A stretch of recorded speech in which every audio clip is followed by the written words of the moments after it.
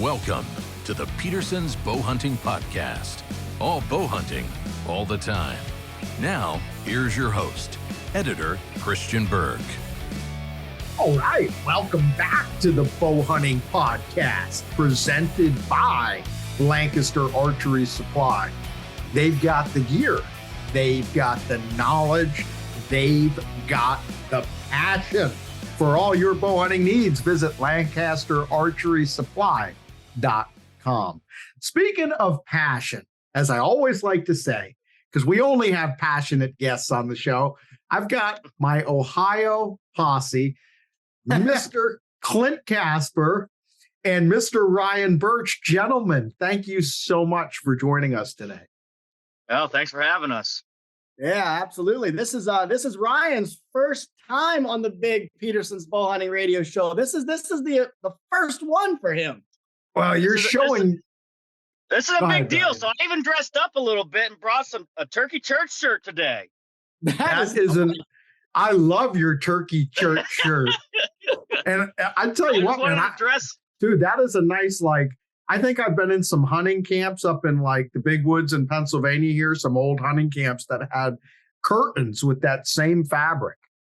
I know. It's a winner right here. I mean, the medium redhead shirt. Go get it at Cabela's. and what are you drinking there, Ryan? You got a Busch Light or are you doing?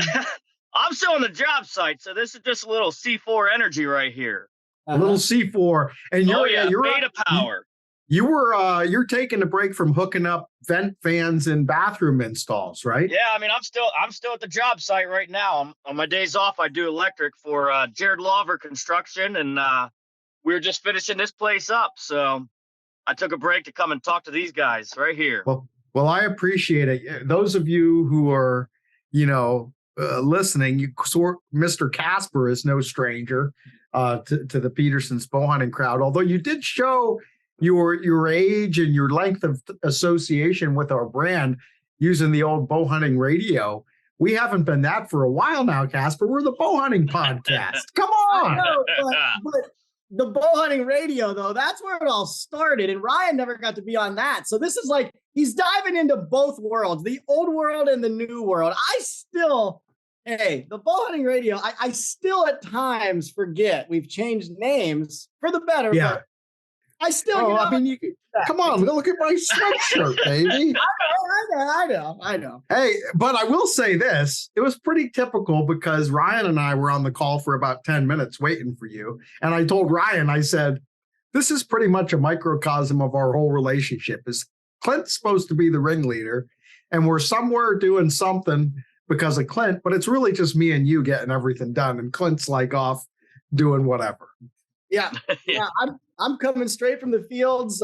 We had a flat tire this morning, so that was great. My dad was in a great humor, so we got that taken care of. We're back up and running. Corn's being planted. I got fertilizer and lime spread.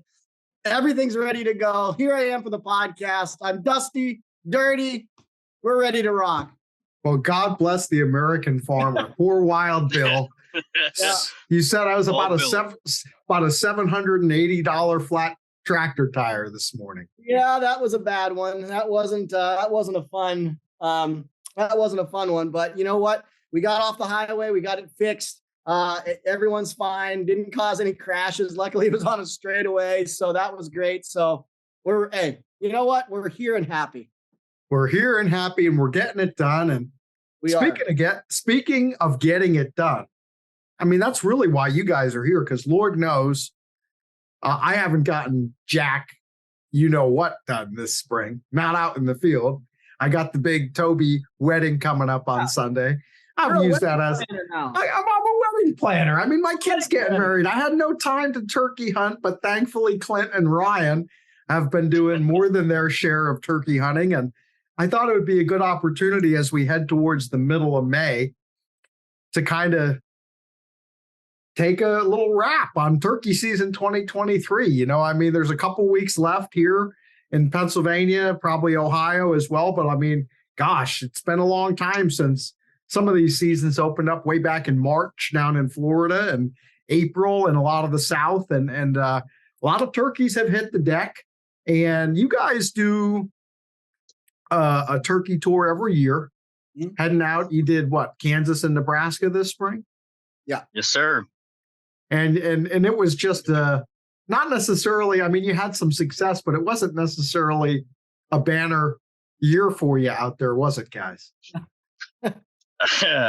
No. I mean, it was a lot different this year, but I mean, that's the fun of turkey hunting. I mean, it's never the same, and you just got to figure it out as you go.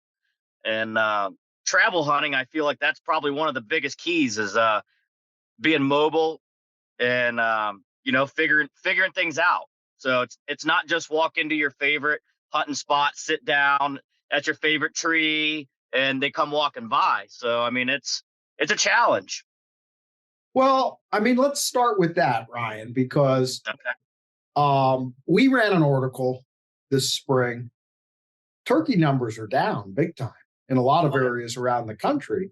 And you and Clint went out there and you hunted, it was all public land, right? In both states? All public. Yeah. And you were hunting some new areas, right? So you had to get out there, scout, find birds, and what's it like compared to the past? Because you guys have been doing this for how many years, and what have you seen in terms of turkey numbers in those regions?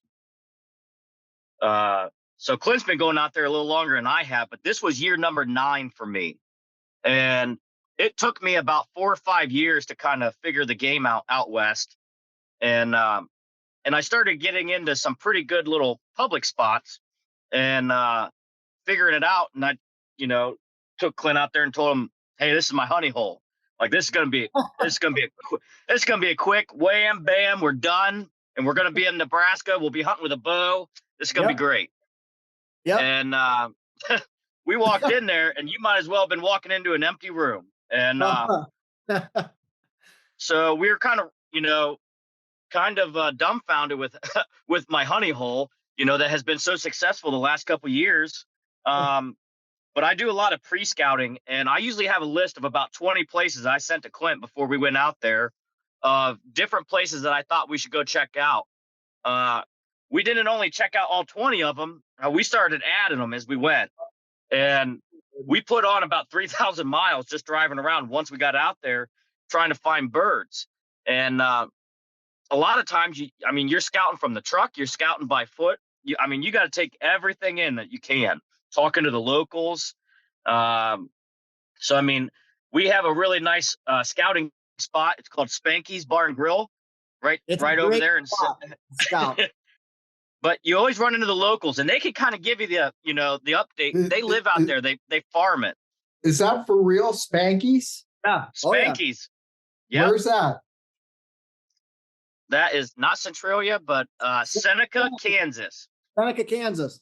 So it's a shout out right now. This is a shout out to everybody. We raise our glass to Spanky's Bar and Grill in Seneca, Kansas, because that is where the out-of-town turkey hunter can find some small-town USA hospitality and turkey intel.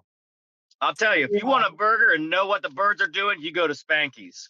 And a funny story, right beside it is a furniture store. And 2 years ago, we got a tip from a guy, hey, the old guy that owns the furniture store right next door has got a bunch of ground right outside of town.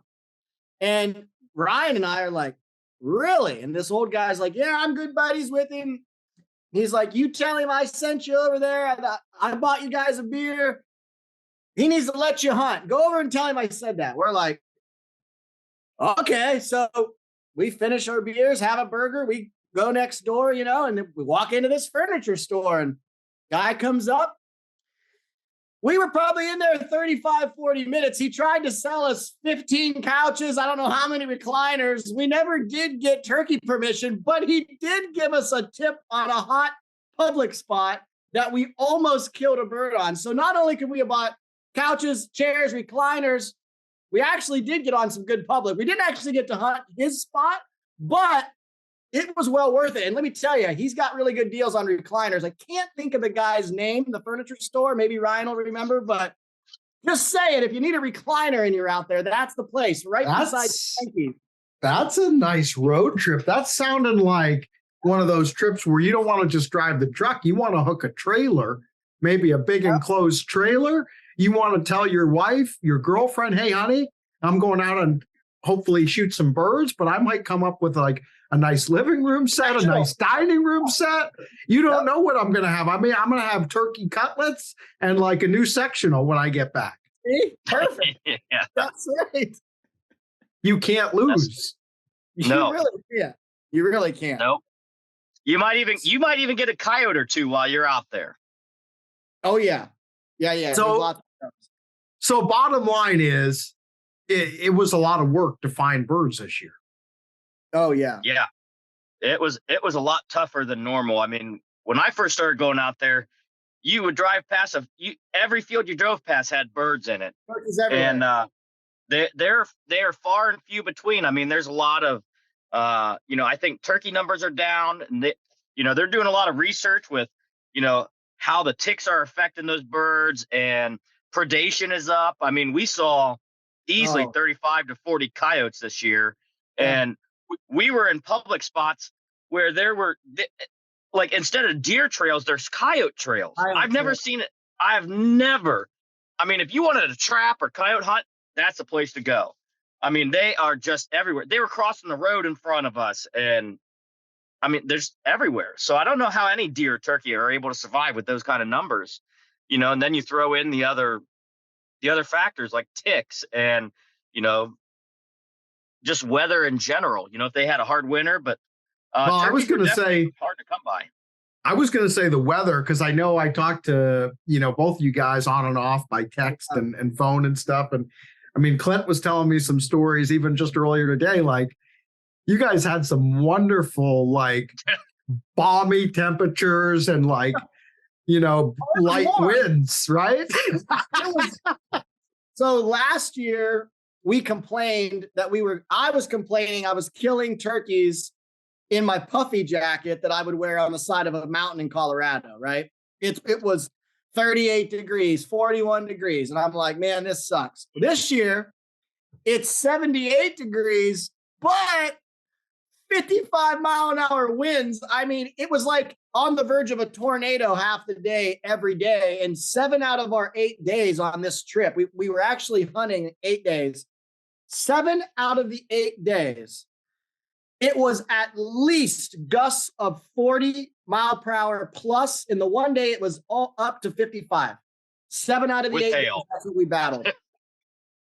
So how's the turkey calling in those conditions? Awesome. Yeah, they super responsive. It's pretty surprising. Crazy responsive. Yeah. You really missed out, Berg. I mean, you basically just have to sneak up on them in conditions like that. And I mean, and that's where we kind of get into that whole, Clint and I, we like to run and gun. We are aggressive hunters, and we like to roll the dice sometimes. I mean, you gamble, sometimes you win big and sometimes you strike out. I mean, that's the name of the game. But more times than not, we come out on the winning end of things. And we kind of had our legs cut out from underneath of us on this last trip with all the wind and the hail and the rain and all just the inclement weather. So we kind of had to not only find spots where the turkeys were, we had to find a whole new way that we're not used to hunting them. And you really had to rely on the woodsmanship, that my grandfather and my father, and I'm sure Wild Bill taught Clint back in the day. I mean, it was a lot of, it was not a lot of aggressive run and gun. You had to scout, do your homework, be patient, and use the terrain to your advantage to really sneak around. Yeah, I mean, you basically had an hour in the morning and an hour in the evening where the wind was not so bad you could actually hear a little bit. So our whole philosophy was like, okay, we have to roost birds at night. And I'll be honest with you, here at home, we don't have wind like that. I mean, I hardly ever have to roost birds because I kill most of my birds between 9 and noon. Like, a lot of mornings, I take the kids to school, go do something for dad. Maybe I'm writing an article for you, Berg, or whatever. I got my own podcast. I don't even go hunt till 9 o'clock, but out there, if you tried to play that game, it's so windy by 9 o'clock. You're just blundering around the woods, hoping to stumble into a bird. So we had to spend a lot of time splitting up in the evenings, roost birds, and then hope in the morning we could get where they wanted to be on fly down. And if you didn't kill them in that first hour, to be honest, you were kind of, in a way, peeing up a rope the rest of the day. I mean, yeah, you could get lucky maybe and run into one, but like, it's pretty hard to turkey hunt when you can't hear them, they can't hear you. There could have been birds 40 yards away gobbling on some of those days. There was no way you were going to hear them. I mean, absolutely no chance you're going to hear that bird. No way. So mornings and evenings were like the only time frame you had. Middle of the day, when I love to hunt turkeys, was basically a wash. I mean, we were out there trying, but you were just hoping one was going to walk by you, basically, if we're being honest. So, but you guys still ended up killing like what, 2-3 birds in Kansas before you went to Nebraska? Two in Kansas. 2 in Kansas, 1 Nebraska. And now, you know, this is the part of the show where we have to like make Ryan feel lesser, because you did shoot yours with a shotgun, right? I don't care what anybody says. I am just as happy and just as thrilled. Heck yeah. You know, smack him in the face with a shell full of fives. I'm not saying I wouldn't be too, but this is a bow hunting podcast after all, Mr. Casper. Well, I mean, you got boys and men, and I guess I'm just going to have to be put in the boy group right now. But I still got hooks and fans drying in my garage. So, well, I understand that, but Clint did score. Wait, no, or did you score? Who scored first? Ryan scored first. I scored first. Okay. But you still managed to get it done with the bow, Casper.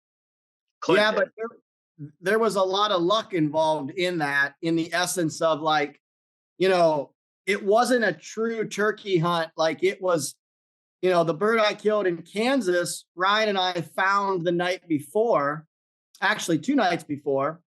He roosted in the same spot. We almost killed him the first morning going in there, and a coyote come in and blew the whole flock up. There was him, 2 or 3 jakes and hens that flew down. They're at like 40 yards. So we were out of position a little bit too far, but they were working back to us. And I'm already in position. Ryan's behind me in case I need him to call. I'm going to give him the signal. But I mean, all is well in the world. They're coming right at us. I look at Ryan and kind of give him the head nod, like all is good. He gives me the nod back, like we can both see what's going on. We're just going to wait for these birds to get in my lap, and I'm going to freaking drill one, right? All of a sudden, I hear a hen start to putt, you know, and I'm like, uh-oh. I start looking around. I can't see anything. I'm like, there's nothing in the field. And all of a sudden, to my left, flying up the fence row is this coyote. Charges out there, lunges in the air, dang near gets the one Jake.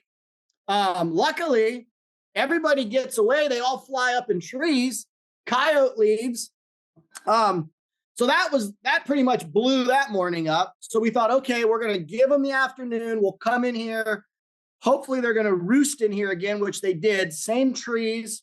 We're like, all right, in the morning, we're going to get in super early and get real aggressive. We're going to get right underneath them. And I mean, when I say underneath them, if you go to my Instagram, I got a reel put up and I'm filming right over my shoulder like this with my phone. And the bird is literally right here on the roost gobbling. Okay. So our philosophy was he's going to pitch down right in front of me, hopefully in the same spot. And as soon as his feet touch the ground, I'm going to already be at full draw and I'm going to zip him. And that's exactly what happened. I mean, so it was some planning, yes, but there was a lot of luck that had to go our way for that bird to do exactly what we needed him to do. And I was just right place, right time, and, you know, made a good shot at like, I think it was like 17 yards or 15 yards or something like that. Well, I mean, the hardest part of that hunt would have been like, how did you get that close without spooking any birds? Well, you got to be a woods ninja. You got to be quiet and move in the shadows. So there were there were two little cedars on the edge of this field, and it's like it's a creek bottom fence row splitting two ag fields, and they were in this inside corner, and they would come out and they would pitch out of these big cottonwoods into the field, but they could go to the left field or the right field. So we had to pick. Okay, we're like, all right, we got to go one way or the other. We chose the right field. And our plan was to crawl in there, get close, and then really sneak our way in. Now, mind you, this is early in the morning. I mean, we left at like 3:30 in the morning. I mean, we're walking under the cover of darkness. We sat there in the pitch black for half hour, 45 minutes in black. Oh, yeah. Complete blackout. Like black, like complete black. A while till it's even getting to be gray light, but there were two little cedars, and we're like, okay, we want to get in those cedars. So we're going to have us, the cedars, and then the bird. And the bird's in a tree at like 6 yards away from us. But that was the only spot we could get to where so you had like the cedar between you and the bird in the tree, but when he came down, he flew on the other side of the cedar, so you had a clear shot. Yeah, so now he's in the field. This is exactly. Yeah. So he's in an ag field that's already all tilled up and worked up. Soon as his feet touch the ground, it's game over. Like that's our plan right now. If he goes any other way, the plan is no longer in play. Now we gotta try to call him in or figure something else out. And he's been with hens and jakes, and as soon as they've hit the ground, they've completely shut up because these hens that they were with would constantly take them away immediately when they hit the ground. And there was private not far. So they were only in bounds for like maybe 50, 60 yards. I mean, there wasn't much wiggle room there. It was pretty much an all or nothing play. But like I said, we had luck on our side. Bird hits the ground. I zip him. And hey, sometimes you got to skin a cat a different way. And that's just what we did. I mean, as far as calling, working the bird, none of that. I mean, we never made a peep besides crunching some leaves to get in there. That was it. Yeah. No decoys, no calls, no show, no B-roll, just a dead turkey. Well, I do have some footage. I'm like I said, I'm like this. I got my bow sitting and I'm like this through the cedar, and he's literally right there. It's pretty freaking cool because I mean it's so close. Like when he gobbles on the reel, it like startles you when you're looking at it on your phone because he's so close. He's probably 7-8 yards. Well, you know what they say about death? It comes like a thief in the night. When nobody expects it. And you guys came like a couple of thieves in the night, baby, and you got it done. So I would imagine when, Ryan had already, like he said, he had already shot one in the face with number 9s or 6s or whatever he did. And so your bird, you flopped that one. You guys have to be feeling like, all things considered, with the weather and the low bird numbers, like you guys have just overcome great odds, and you're like just happy as heck to be getting out of Dodge and heading to Nebraska at that point. Yeah. It was about 2 or 3 days later than expected. I mean, we rolled into camp thinking we'd have 2 to 3 days in Kansas, and we were going to have, the rest of the trip to spend in Nebraska. Yep. And that was not the case. So, I mean, Clint kept saying, let's just one of us get a bird and I'll be happy, 1 for 3. No, I kept telling him, no, that is not good enough for me. I want us both to punch all of our tags. And we were feeling pretty good, when we had half the tags punched. And that only left us with a day, though, to get it done in Nebraska with no scouting, just previous knowledge of being up there, putting boots on the ground.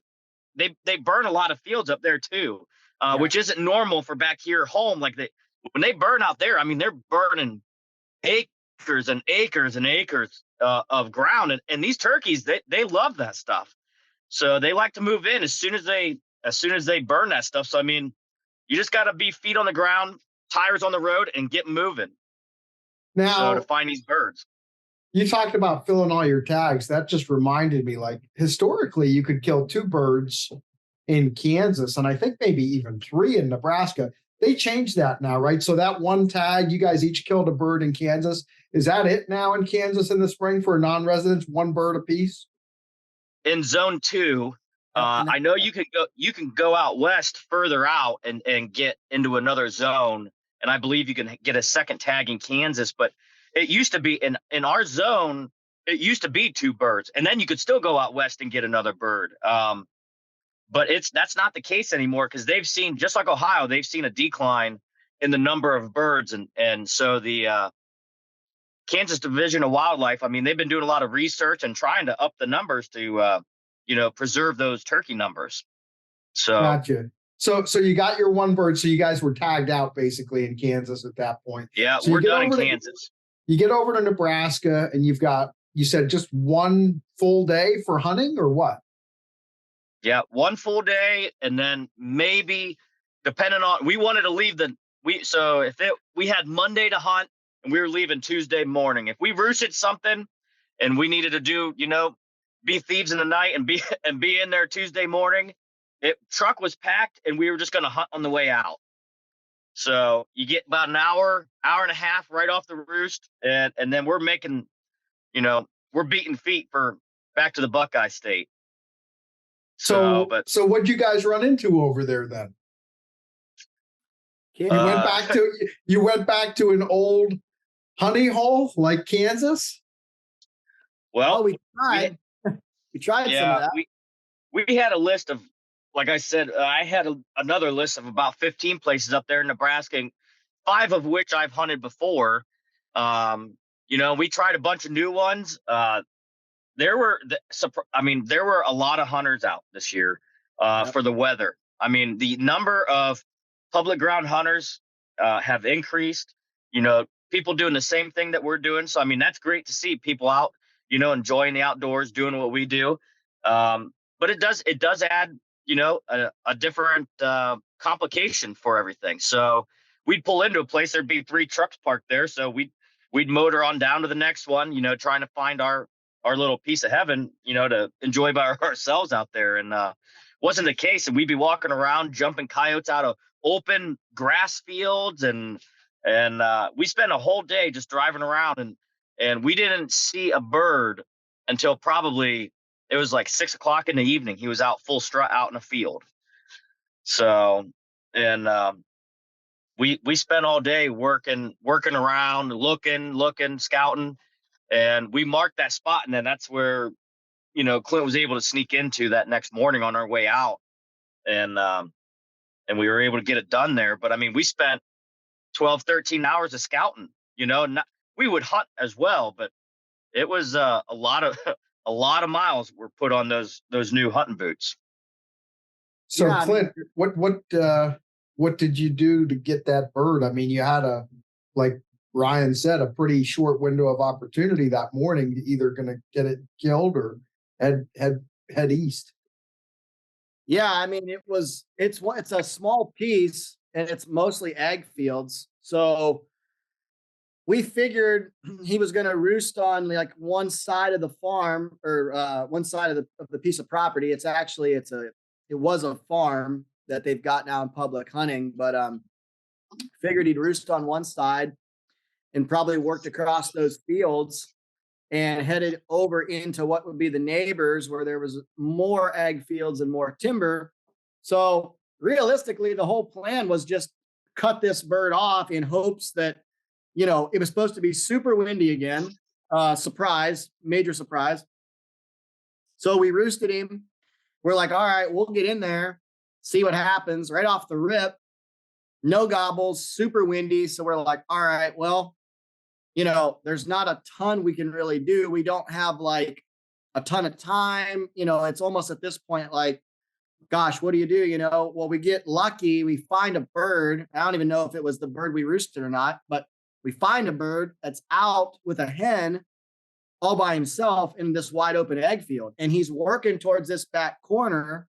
And I know from the maps and just Ryan and I looking at this, I'm like, man, the way this hill rolls over, I can get on the backside and run this creek bottom to that corner. And if they're heading to this corner, I mean, just like I'd cut a mule deer or an elk or an antelope off, I'm like, I can cut this bird off and get back there and see what happens. I mean, he might cross at 50 yards. He might cross at 10. I don't know. I'm just going to have to get in there. And again, we put the plan together. I told Ryan, I said, I'm just going to take off, man, and just beat feet over there and see what happens. And just got lucky, got in there maybe 5 minutes after I got set up. They topped up over the hill, and I'm like, oh, here we go. They're on the backside now, on my side. Worked their way right to the corner. He never gobbled. The hen really didn't do much besides just fed the whole time. I mean, honestly, very boring as far as like the action goes, because it's just two turkeys being turkeys out in the field. No strutting, no fanning, just two birds in the field. They worked their way down to that corner, and I'm like, man, if they cross right here at this little fence crossing, it's within 10 yards. And sure as heck, that's what they did. And I zipped him as he walked by broadside, and it was like 7 yards, 8 yards, something like that. But had a couple little cedars and some cottonwoods to hide in. I was all tucked in. I'm like, as soon as they work by me, I can come back to full draw. They clear this cedar and zip him. And that's exactly, I mean, like I said, we actually figured it out. In 8 days of hunting, we actually worked one bird. And by work, I mean like we're calling, he's gobbling, we're moving, he's moving, we're playing the game. One turkey we worked in 8 days. So what I'm telling you, Berg, is you did not miss anything. And I actually made this statement a couple times on the trip to Ryan. I'm like, who would absolutely hate to be on this turkey hunt right now? And Ryan's like, no, who? I'm like, the Bergster, Christian Berg, would not be having a great time right now. No, there's no doubt, because like, seriously, like, not even turkey hunting. No. First of all, turkey hunting should be minimum 65, if not 70 degrees. Which I think you guys had warm weather, right? So at least you didn't have the cold like you did last year. And it should not be over 10 to 15 mile an hour winds. Preferably, I want like a 72 degree day with light and variable winds, which is terrible for deer hunting, right? But it's perfect for turkey hunting. And and I want a bird that's going to play the game, right? And that exactly, like, I mean, don't get me wrong. You guys, I'm not wearing a cap, but Ryan, I see you're wearing a cap. Clint's wearing a cap. I tip my proverbial cap to the both of you for sticking with it, fighting the good fight and succeeding against all odds. But to Clint's point, not that fun, not that exciting. And even the birds that you managed to kill, it's like kind of anticlimactic. It's not like, it's like extremely. No, it's not like what was advertised in Petersen's bow hunting.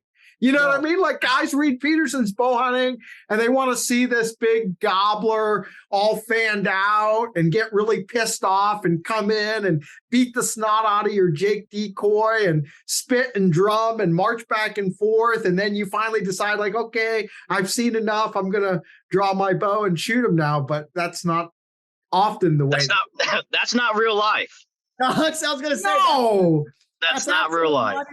That's not even real. Whoever's writing those articles for you, I don't know who it is, but that guy, it's not real.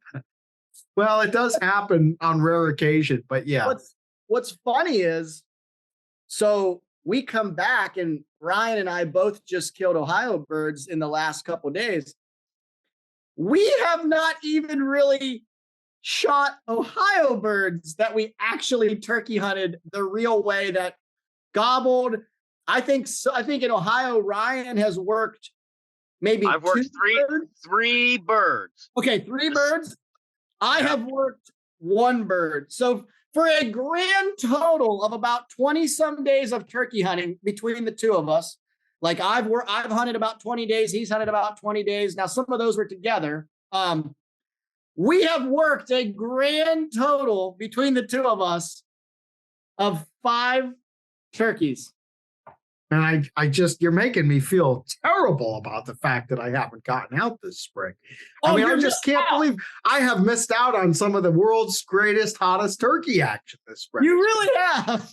But it begs the question, because people have this question, and honestly, I don't really know what to think about what I'm about to throw out. Part of me thinks it's nonsense, and part of me thinks maybe there's some truth to it. But you hear guys talking about it, whether it's on Facebook or an online forum or something. Are turkeys not doing as much turkey stuff as they used to because of all the hunting pressure? Do you have, or is it environmental changes? And do you have a theory about this, guys? I mean, I definitely think in our area and in Kansas and Nebraska, turkeys are figuring out the more talking they do, the more predators they're going to run into. Like in Kansas and Nebraska, we had 4 or 5 scenarios where as we're calling, like we're trying to call to a bird. Now, mind you, we never really worked any birds besides one, but we're yelping or we're cutting, we're trying to fire a bird up blindly.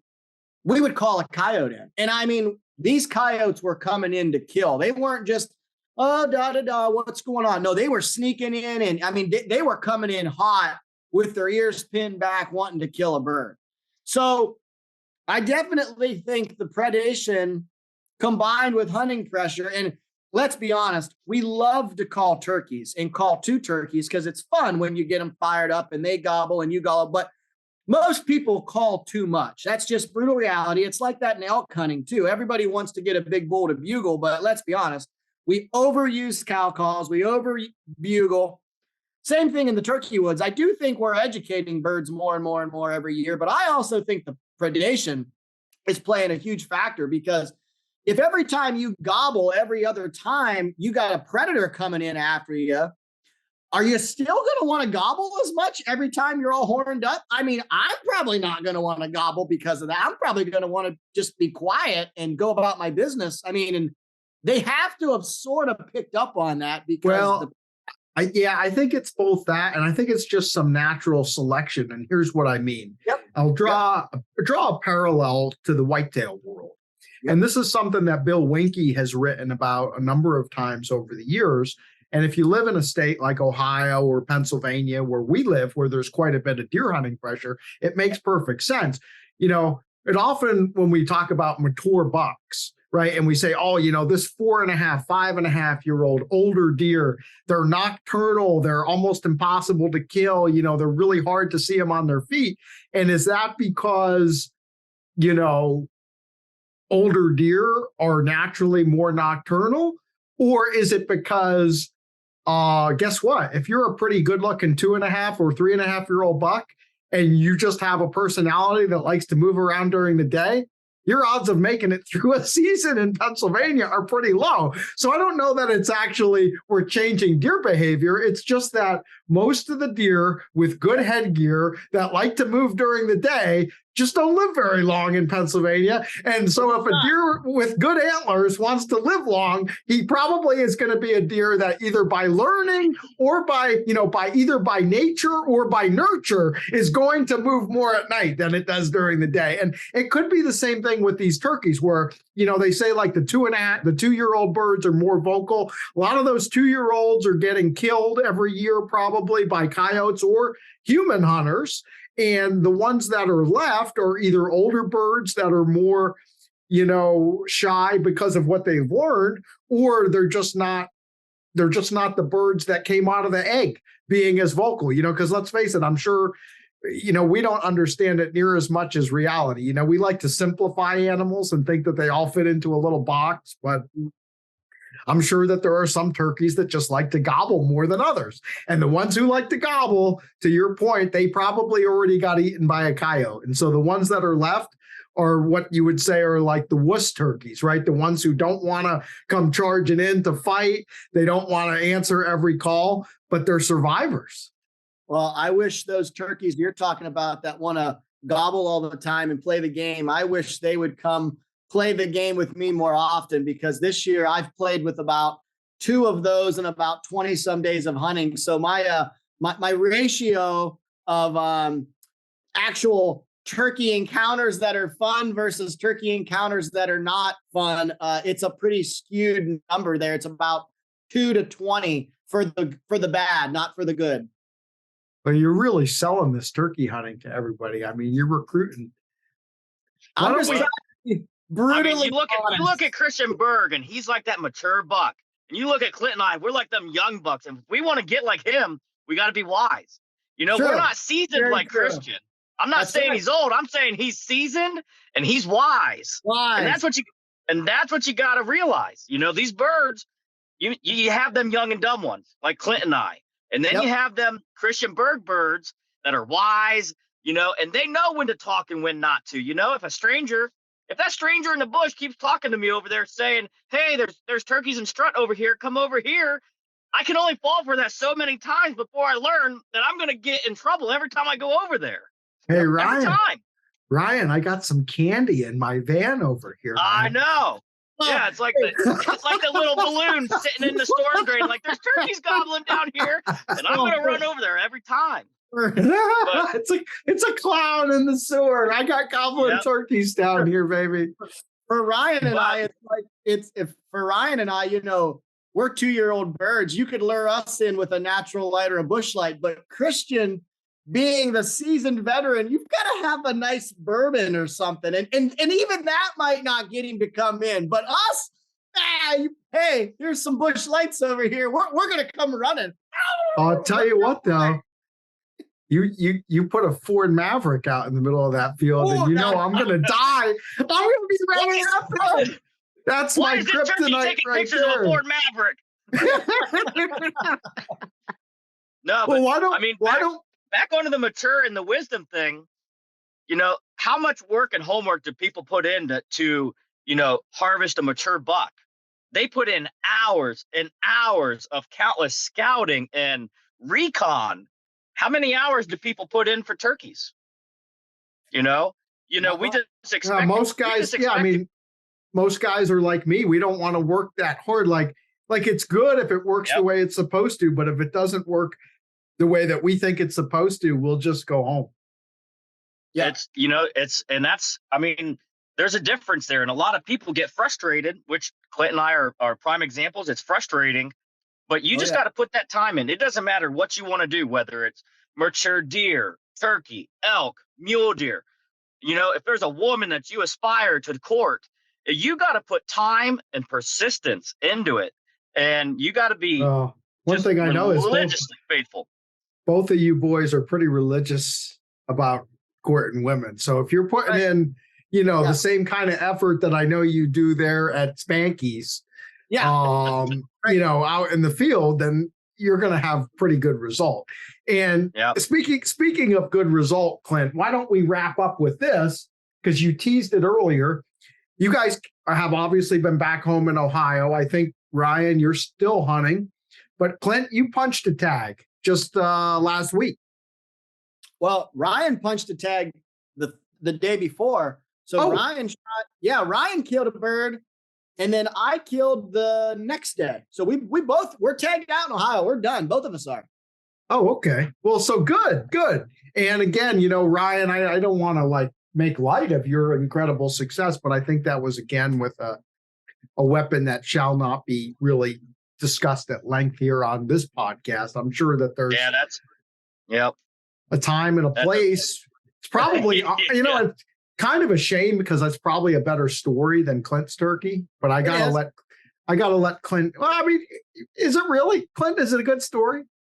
I mean, Ryan's bird actually was a bird that we had a plan for and worked and called to some. And I mean, if I'm being honest, I had another scenario of I figured out this bird whooped my rear end for 3 days in a row. And I realized the exact oak that this bird was roosting in. And I knew from previous encounters, he will pitch down and be in this vicinity. I need to be there well before daylight. I got in there. He pitched down. A hen took him away and then ended up bringing him back over about an hour later I never made a call, never made a peep. I just let the morning play out. If I'm being honest with you, it was another quote unquote boring turkey hunt in the essence of how I want to kill them, but highly effective that I just got into a good turkey area. And as he was working back and forth on his little strut zone, trying to court that hen, I zipped one through him at like 8 yards or 9 yards. And it would, so yeah, again, it was I mean, don't get me wrong. It's a blessed morning and a great day to punch a tag and be able to kill a big tom. And, I got turkey breasts waiting on me to eat now and all that. But as far as turkey action, it was a 2 on a 10 scale. I mean, they gobbled on the roost a little bit. They flew down. They did their thing. Yeah. I got to spit and drop for a little bit before I shot him. And that was it. I honestly never made a call. But I mean, I don't think we want to downplay this too much because, we like to joke around about it and everything. But in all seriousness, it's a blessing, like you said. I mean, you're out there. You're filling tags. You have some beautiful birds on the ground this spring. Yep. It's nothing that you want to make light of because you're out there killing turkeys. And there's an awful lot of guys, who would love to be in your shoes. So, we don't want to disrespect the game either, in terms of the game as in the animals, right, or the game in terms of the skill, because it is skill, time, and effort. It's finding alternative ways to, to borrow the phrase from Survivor, right? It's outwit, outlast, outplay. You know what I mean? And it's just a last one standing. It's just it's a different way to hunt turkeys. And I mean, I'm glad that Ryan and I have those tools in our toolbox when we need them. It's not the way we want to kill them because it's not the most exciting way to do it. But sometimes what's the most exciting isn't always the most effective. And if you can kind of be like Gumby and be flexible in your hunting mannerisms and with your tactics and your plans, and, you don't want to be a one-trick pony out there or you're going to be in trouble. Like if you're a guy that only can kill birds over decoys or only can kill birds with calling and can't actually beat them to their roost spot or beat them off the roost, or, like if you're just a one trick pony, it's really tough to kill a lot of turkeys because typically it's not always going to be just one tactic always works. If it was that way, I would pick, they call, I call, they gobble, I call, I make a move, they make a move, and then you get to kill the bird. Like that's fun, classic turkey hunting action, but that's not reality. More times than not, that's typically, it doesn't go picture perfect like that. So, you got to get creative sometimes. And sometimes being creative is actually hunting them in quote unquote a boring way, which is sitting and being patient and almost hunting them like a deer, which isn't, how we want to hunt turkeys, I guess you could say. But, but I mean, it's the same way with deer. Yep. If I think about, like, I'm looking around at all of my biggest whitetails, and I'm like, honestly, like you can't see this one, but this 180 velvet buck from Kentucky, shot him on a clover plot. He was doing nothing, right? I'm thinking about like that buck from Iowa. That was just on a feeding pattern. He was on the edge of a cut grain field, just doing the bed to feed pattern. Really, there was one deer from Illinois that I kind of rattled in. But other than that, all the other deer, the biggest ones, most of the deer that you do rattle in are 2.5-year-old bucks that you end up not wanting to shoot. You know what I mean? So, yeah, you got to. Clinton Ryan bucks. Clinton Ryan buck. That's right. Oh, please. You want that Christian Berg buck? That wise, seasoned old buck. Christian Berg shoots a lot of bucks he shouldn't shoot too. Yeah. But well, I tell you what, boys, it's you cannot sneeze at that season that you guys had. And nope. We were very blessed to fill tags that we filled. It was a tough year. People probably always want to know, Clint, gear. I mean, I know you're shooting the Matthews. I don't think that arrow selection is probably super critical for turkeys, but what do you like to shoot, broadhead wise, and any shooting tips or things? I know you do a lot of that sort of bow hunting with no blind and everything. Just what kind of broadhead do you like, and what's your tips for getting drawn on these birds? Yeah, I like the severs. I run the 2.0s for turkeys. I run that for whitetails typically too. I like a big cutting diameter. I like an expandable. With turkeys, I think arguably they're the toughest, maybe the toughest animal to kill, and there's probably more wounded turkeys than maybe anything, which I hate to say, but like when it comes to bow hunting, you're shooting at a softball basically, and if you don't hit the softball, you don't get the bird. That's just how it works. I mean, it is a very, very small target. So I'm usually I want to shoot birds from 20 and in.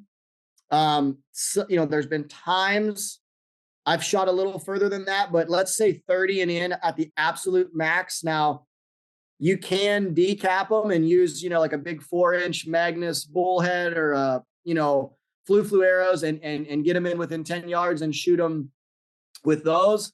Kind of limits your distance definitely in half, but it's very effective. You either hit the turkey and it dies or you don't. So it's that's very effective. You're either going to hit it in the head and neck and it's going to be killed or it's not, but to shoot them in the body, blinds are highly effective in decoys. I just don't like doing it because number one, I don't like carrying all this stuff around. I like to run and gun with my bow because it's fun. It makes me feel like I'm elk hunting. And secondly, I just don't like to hunt them like whitetails. And I feel like the blind and the decoy thing, I'm just sitting there basically hunting them like a deer. And I do enough tree stand sitting throughout the course of the year. Like God only knows the hours I spend in trees waiting on a big buck to walk by. So that's the only reason why I like to do the run and gun method. But the biggest thing there is to have a plan of, okay, I'm here, the bird's over here, I'm calling, he's going to potentially work by me. Now at this point, I'm going to be on the ready. He's going to go past this cedar or past this briar bush. Now I can draw and I can shoot him over here. I've always got a plan in my head of where he's at, the direction he's coming, and then where can he get behind something that I can get drawn? Or if he goes into full strut, that fan is your best friend. As he's pirouetting and spinning around, I've gotten drawn on a lot of birds because that fan, they can't see through it. So that's another great tip, to draw on them when they're, in full strut. But I would just say the biggest thing is you got to slow the process down when you get a bird within that 15, 20, 25 yards. Like every move you make is just super critical, and trying to always think ahead of, okay, he's here, he's going to end up here, I can draw here. My mind's always got a plan going, and you don't have a lot of time to react. A lot of stuff happens quick. So you got to be able to be like, okay, once he gets to that bush, I've got to draw. Okay, he's at the bush. Now I'm going to draw. A good tip would be lower your poundage on your bow so you can draw in really weird, awkward positions. Like if you can't sit on your butt with your legs out and draw your bow without having to sky it and do all this extra movement, if you can't just lift it up and draw it sitting on your butt, you're honestly drawing way too much weight for turkeys. You don't need 70 pounds. You don't need 60 pounds.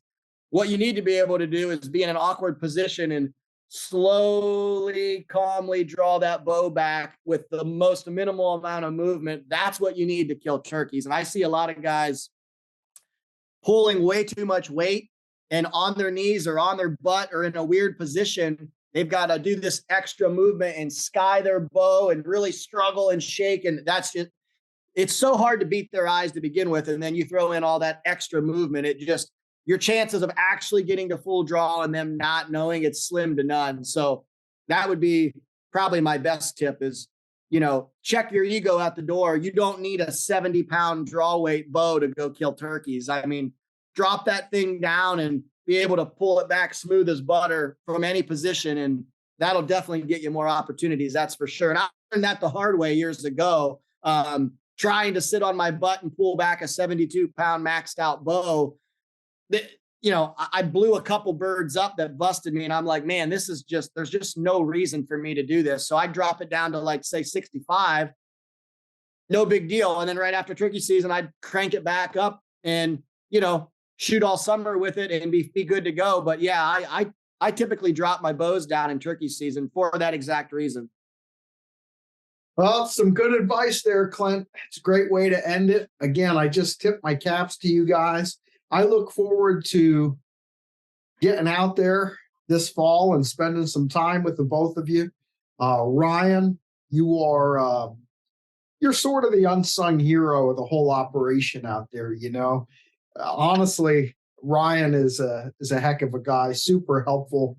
He's like Johnny on the spot. I mean, Ryan will like hang stands and run trail cameras and check stuff out for me. I can't thank you enough, buddy. And Clint, always appreciate your contributions to the magazine. And like I said, this fall, I've purposely, lightened my schedule because of old Timmy and wanting to enjoy his senior year and you guys being right next door across the border. I'm looking forward to putting in more time than I have in the past. So tell your boys, Clint, that they're going to have to share the lease this fall. Well, they'll be excited to have you out there. And little old Kiki Bird, he'll be excited to get on some blood trails. He's pretty much the blood tracking extraordinaire. I don't know anybody east of the Mississippi that can blood trail better than that kid. So he'll be ready. I'll be ready to give him another tracking job. And if we can do half as good as we did on the last one, we'll be in really good shape. Got it. Gentlemen, enjoy your weeks. Again, I appreciate your time and I wish you the best with everything you got going on. All right. Thanks for having us. Thanks for having us, buddy. Thanks for downloading the Petersen's Bowhunting Podcast. All bow hunting, all the time. Pick up the latest issue of Petersen's Bowhunting Magazine on your local newsstand or connect with us online at bowhuntingmag.com.